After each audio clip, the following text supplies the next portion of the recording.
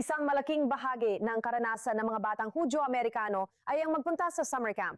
Pero ngayon, ang summer camp ay tinutupad na rin ang mga pangarap sa Nigeria. Tahanan ng 100 sinagoga, pero wala namang partikular na rabay. At maraming mga taong Igbo na kinikilala ang sarili bilang mga Hudyo at nagsasagawa ng mga kaudaliang Hudyo. Ang mga Igbo ay isa sa pinakamalalaking pangkat etniko sa bansa at naniniwala silang sila ay mga inapo ng nawawalang mga tribo ng Israel. At ngayong tag-init, ang mga bata ay nagkakaroon ng kumpletong karanasan sa kampo sa Camp Sarah.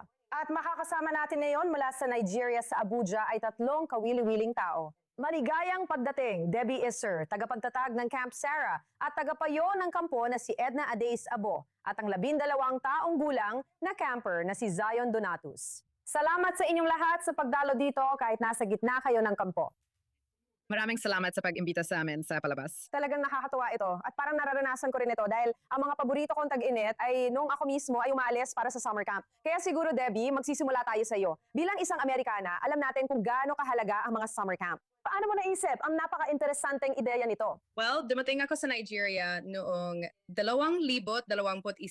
Nagtatrabaho ako para sa World Bank, kaya dito ako naitalaga.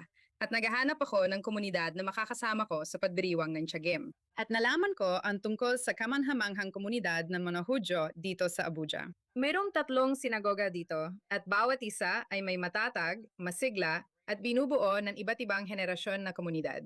At ako ay, alam mo, marami doon ay familiar sa akin habang, alam mo, may magagandang kanta na may iba't ibang himig. Kaya tuwing bumabalik ako sa US, babalik ako na may dalang maleta ng tally totes, sederim, kipa at kung ano-ano pang maisip ko. At pagkatapos, nagsimula ako makipag-usap sa komunidad tungkol sa kung ano ang maari naming ibigay para matulungan silang mapanatili ang kanilang komunidad. Alam mo, kung ano talaga ang gusto nila. At halos lahat sila ay nagsabi na gusto talaga nilang magkaroon ng access sa mga resources ang kanilang mga anak at maramdaman na bahagi sila ng mas malawak na komunidad ng mga Hudyo. Marami sa mga bata ang nag-iisang Hudyo lang sa kanilang paaralan at gusto lang talaga nila na maranasan ng kanilang mga anak ang ganong klaseng karanasan. At agad kong naisip ang kampo na naging, alam mo na, parang 2 benepisyo sa isang banda. Nagbibigay ito sa mga campers ng magandang karanasan, ng kasiyahan at pagkatuto. Pero isa rin itong magandang paraan para makabuo ng grupo ng mga kabataang leader na naging staff at lumikha ng tuloy-tuloy na hanay ng mga kabataang leader para magpatuloy ito ng kusa. Wow, ang talino naman nun. Kaya Edna, alam ko 4 na taon mo na bilang counselor. Ikwento mo naman sa amin ang naging karanasan mo. Paano nito naapektuhan ang buhay mo, nabago ang buhay mo, at tulad ng sinabi niya, paano ka nito naturuan tungkol sa pamumuno at pagiging leader para sa susunod na henerasyon? Okay, hi. Ako si Edna, taga Imo State, Nigeria ako. Sumusamba ako sa Gideon Hebrews sa Agoga, Abuja. At ito na ang ika-4 na taon ko sa camp. Okay, ang camp ay nakatulong sa akin na maging responsible. Binigyan kami ng pagsasanay sa pamumuno. Tinuruan kami kung paano maging mga leader. Binigyan din ako nito ng kumpiyansa sa sarili. At kapag pinag-uusapan ko ang kumpiyansa, ibig kong sabihin ay dahil meron kaming 3 araw na leadership training kung saan tinuturuan kaming maging magagaling na leader.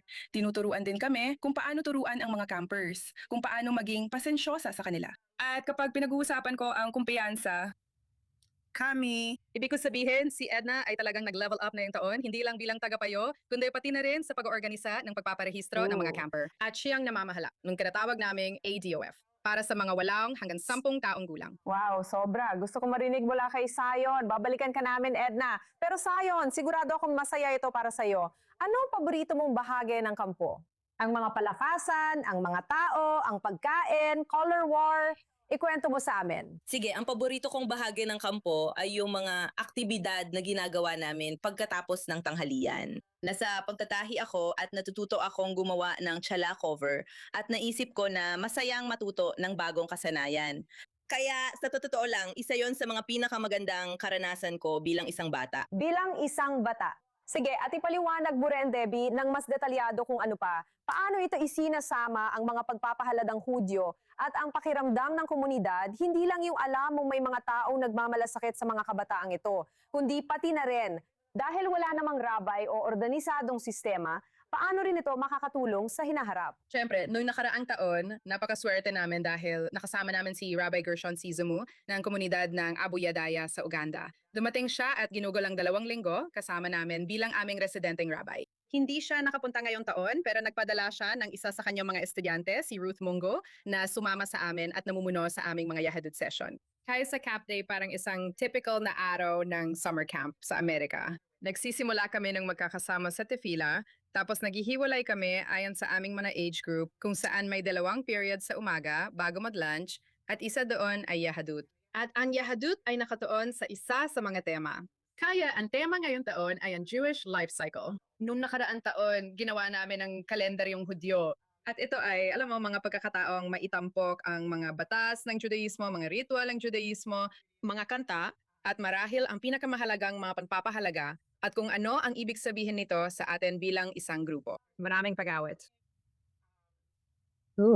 Sorry, At kahit tuloy na, lang. oo, hindi. At nagkaroon pa kami ng kaunting pag-aaral ng Hebreo. Sa tingin ko, halos lahat ng mga bata ngayon ay alam na ang Aleph, Bet. At- alam mo, ang ilan sa kanila ay medyo advanced na. Oo. Ang galing nun. Kaya Edna at Siobhan, para din sa inyo, ipaliwanag kung gaano karami ang alam ninyo tungkol sa pagiging Hudyo ninyo. Bahagi ba ito ng buhay ninyo sa bahay? Lumaki rin ba kayo na may mga kaugaliang Hudyo sa inyong pamilya? O marami ba sa mga natutunan ninyo ay bago lang sa kampo, bukod pa sa mga alam ninyo mula sa bahay? Sige, para sa akin, ipinanganak ako bilang isang Hudyo. Ang mga magulang ko, nagsimula silang maging Hudyo 5 taon na ang nakalipas. Iniwan nila ang Messianic Temple at lumipat sila sa Judaismo. 5 taon na ang nakalipas, lumipat sila mula Lagos State, Nigeria, papuntang Abuja, Nigeria. At natagpuan nila ang Gihon Hebrew Synagogue kung saan nakilala nila ang mga matatanda doon at nagsimula silang magsabuhay ng Hudaismo, nagsimulang mag-aral ng wikang Hebrew at nagsimulang mag-aral ng tefila. At habang tumatagal, may ilang tao mula sa ibang bansa na nagsimulang magpadala sa kanila ng mga libro, kaya nagsimula silang mag-aral. At noong 2021, si Biden ay nagmula sa US, pumunta siya mula sa US para sa konbersyon. At ang tatay ko at ang nakatatanda kong kapatid na lalaki ang nagkonberte. At noong 2024, bumalik siya ulit. At ako at ang mga kapatid kong babae, kami ay nagkonberte rin. Wow. Buong buhay ko. Kaya na yon, kailangan namin kumbinsihin kang pumunta sa Israel para sa material sa susunod na taon. Sean, oo. At ikaw naman, binata. Sige, 2 taon na akong Hudyo at ang dahilan ay dahil hindi masyadong sumasang-ayon ang tatay ko sa bagong tipan. Kaya nagpasya siyang isantabi muna ito at mag-focus sa lumang tipan. Kaya nalaman niya na lahat ng nasa lumang tipan ay tumutugma sa Hudaismo. Kaya nung nag-convert kami, bago lahat sa akin at nung pumunta ako sa camp, mas naintindihan ko ang lahat. May pusa ka? May mga kaibigan na ako ngayon na tumutulong sa akin maintindihan ang Hudaismo. Meron akong kaibigang si Ruth na tumutulong sa akin sa mga proyekto at mga tanong na hindi ko maintindihan. Kaya sa totoo lang, parang langit sa lupa ang camp. Kaya sa kabuuan, ang saya talaga nito. At syempre, bagay na bagay ang Camp Sarah. Bukas ito sa marami. Debbie, ano ang pangunahing layunin mo? Umaasa ka ba na sana ay magaya ito sa iba pang mga komunidad dahil alam natin na hindi lang ito sa Nigeria? Ibig kong sabihin, maraming mga komunidad sa iba't ibang bansa sa Africa ang kinikilalang kanilang sarili bilang bahagi ng nawawalang tribo ng Israel. Oo naman, syempre, sa totoo lang, ang naging modelo namin nung unang taon ng kampo, 4 na taon nang nakalipas, ay talagang isang eksperimento. At marami kaming natutunan simula noon at meron na kaming magandang estruktura na gumagana at talagang masaya kami na maibahagi ito sa iba pang mga komunidad. Si Rabbi Gershon mula sa Uganda ay talagang interesado na palawakin ito at magkaroon ng kampo sa Uganda. At ang mga staff na sinanay namin at naging mga camp counselor dito ay nagbula sa iba't ibang bahagi ng Nigeria. At sa totoo lang, nitong nakaraang taon, may ilan sa kanila na nagpatakbo ng mini Camp Sarah sa Port Harcourt at isa pang mini Camp Sarah sa Ebonyi State. Kaya alam mo, marami kaming ginagawa na fundraising para mapanatili ang camp dahil hindi naman ito isang mayamang komunidad. Pero hanggat may mga resources kami, sigurado may demand at masaya kaming palawakin pa ito hanggat maaari. Wow, ang galing. Napakaganda ng ginagawa ninyo. At sa susunod na taon, kung makakakuha ako ng bakasyon, baka makapunta ako para tumulong bilang camp counselor. Salamat sa inyong lahat. Salamat.